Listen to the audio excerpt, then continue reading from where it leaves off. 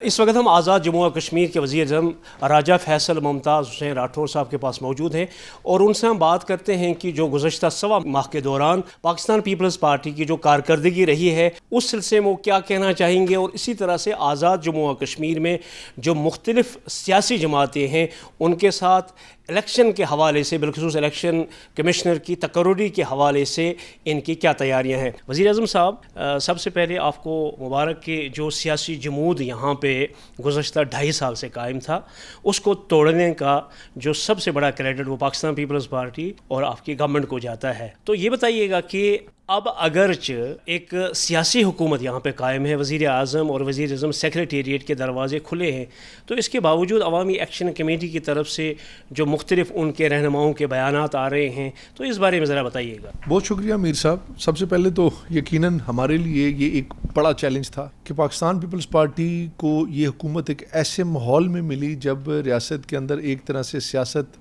मर रही थी, लेकिन मैं अल्लाह की ज़ात का शुक्र अदा करूँगा कि अवाम ने एक बार फिर सियासत को ज़िंदा कर दिया।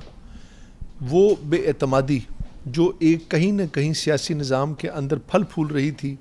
वो नुमाइंदगान जो अवाम की वोट की पर्ची से असम्बलियों के अंदर आते हैं, अवाम के मसाइल हल करते हैं, अवाम की आवाज़ बनते हैं, उनके बजाय लोगों ने सड़कों पर आकर अपने मसाइल और उसके फ़ैसले करने और करवाने शुरू कर दिए थे। ऐसी बेयकीनी की कैफियत में दोबारा से सियासत का बहाल हो जाना, ये मैं समझ रहा हूँ कि ये अल्लाह के फजल के बाद पीपल्स पार्टी को एक क्रेडिट मिला और हमने भरपूर ये कोशिश की कि जो हमें ये जिम्मेदारी सौंपी गई, हम 24 में से 18 घंटे आवाम के दरमियान में रहे, उनके मसाइल और मामलात को हल करने के लिए हमने कोई भी ताख़ीज़ नहीं की, पब्लिक में मोबिलाइजेशन की, लोगों के दरमियान गए, सेक्रेटेरिएट के, वज़ीर-ए-आज़म हाउस के दफ्तरों के दरवाजे खोल दिए, आवाम से राब्ते को बहाल किया। और ये सिर्फ पीपल्स पार्टी के लिए नहीं बल्कि पूरे सियासी निज़ाम के लिए मैं समझता हूँ कि ये बेइंतहा ज़रूरी था।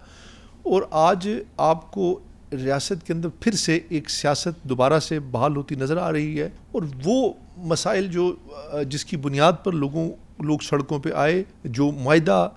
जिसको हमने इस हुकूमत में आने से पहले किया था, हमने अपनी पहली तरजीह ये रखी कि हम उस मुआहदे को अमल दरामद कराने के लिए आखिरी हद तक जाएंगे। और आपने देखा कि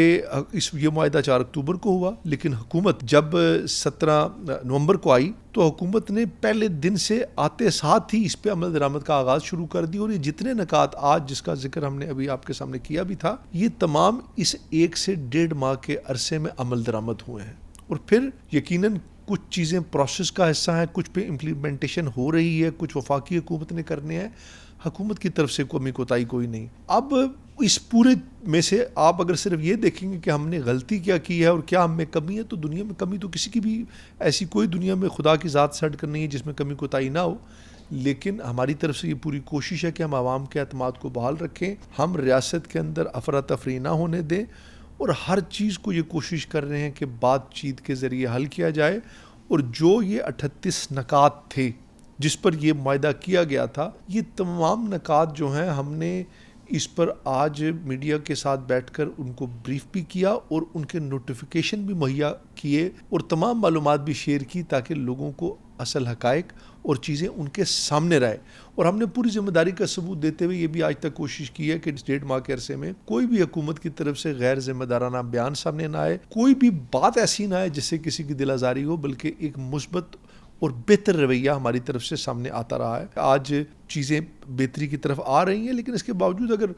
वो एक टकराव की कैफियत पैदा की जाए तो मैं समझता हूँ इससे रियासत का नुकसान है। सर, ये बताइएगा कि जिस तरह आपने खुद कहा है कि जो मुआहदा हुआ था उस वक्त ये हुकूमत और आप उसमें मरकज़ी किरदार रहे थे हुकूमत की तरफ से, तो 75% पे इम्प्लीमेंटेशन हो चुकी है, लेकिन इसके बावजूद भी वो अगर टकराव की पॉलिसी इख्तियार करने पर तुले हुए हैं, तो बतौर वज़ीर आज़म और दीगर सियासी जमातों के साथ मिल के आपका क्या लाहे अमल होगा? देखिए, हम तो किसी भी सूरत में टकराव के हक़ में नहीं। हम ये चाहते हैं कि रियासत उनकी अपनी है, ये रियासत हमारी है, हम सबको मिलकर रियासत को आगे लेकर चलना है। माजी में जो कुछ हुआ, इंसानी जानों का ज़िया हुआ, अगर जो लोग उसमें शहीद हुए, चाहे वो पुलिस के थे चाहे वो आम लोग थे, वो सब हमारे थे। हम मुतम्मिल नहीं हो सकते इस तरह की कैफियत और हालात का। इस हवाले से मैं उनसे 12 ये रिक्वेस्ट कहूँगा, बातचीत भी करूँगा कि खुदारा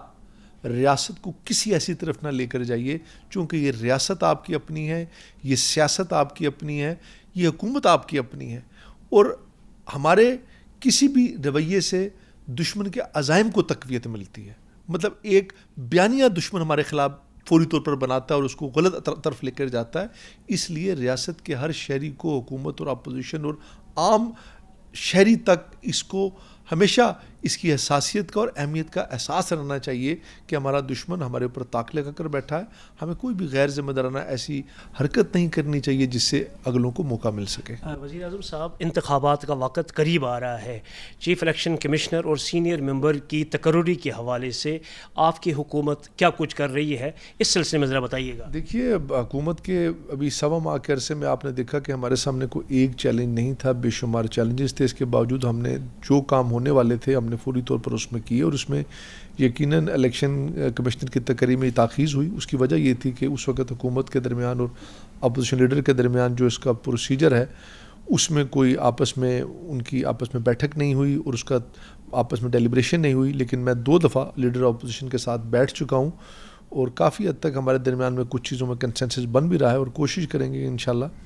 اسی ماہ اس کا تقرر بھی ہو جائے گا. جس طرح آپ نے سنا کہ وزیر اعظم آزاد حکومت ریاست جموں و کشمیر نے واضح طور پہ کہا کہ موجودہ حکومت کسی بھی ٹکراؤ کی پالیسی کو اختیار نہیں کرے گی. آزاد جموں و کشمیر کی تعمیر و ترقی کے لیے وہ دیگر سیاسی جماعتوں کے ساتھ ساتھ عوامی ایکشن کمیٹی کے عہدیداران، ان کے جو کور ممبران ہیں، ان کے ساتھ بھی بات کریں گے. تاہم انہوں نے یہ بھی واضح کر دیا ہے کہ سیاسی جماعتیں اور موجودہ حکومت اس سلسلے میں بھی اقدامات اٹھا رہی ہے کہ آزاد جموں و کشمیر کا الیکشن کمیشن مکمل ہو کے بروقت انتخابات بھی کرائے جائیں.